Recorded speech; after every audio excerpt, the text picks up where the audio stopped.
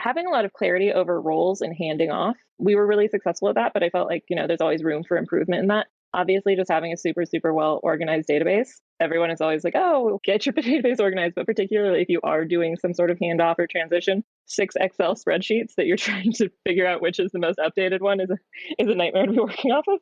But we figured it out, and like taking super comprehensive notes about clients, not only like what their sales history is like, but hobbies, interests, all of that kind of stuff. We're really diligent with that with our current clients. I feel like if we'd had some of that information with past clients, because that was all just really institutional knowledge that my dad had about Jim likes golf, like that kind of stuff would be really good to have like in a CRM where anybody could look at it and be like, oh, Jim likes golf. Anyone on our team could find that out and send like free tickets to a tournament or something like that. So I knew that this needed to happen, but I was really fearful of hiring the wrong person, of making a mistake, of not being able to be a leader. And also I had a lot of hesitation about someone's entire income being based off of, again, what I was doing, because as I mentioned before, I liked real estate because, it's directly related to how hard I work is how much money I make. Then there was somebody else who was going to be impacted by how hard I work. So, if I'm not working hard, have a real lazy day, have a bad month, like that's going to impact somebody else's livelihood. And I had a lot of stress around that.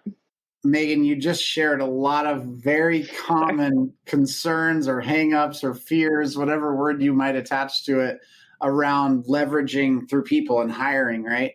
And thank you for a mentor of mine once told me not all business is good business.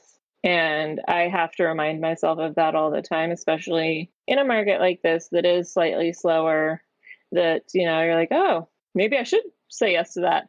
Like if your gut says no, listen to your gut. Otherwise, you'll end up spending way too much time and energy on something that isn't serving you when you could be taking that time and energy and putting it back into yourself or back into your family or your business or wherever you want to spend that energy.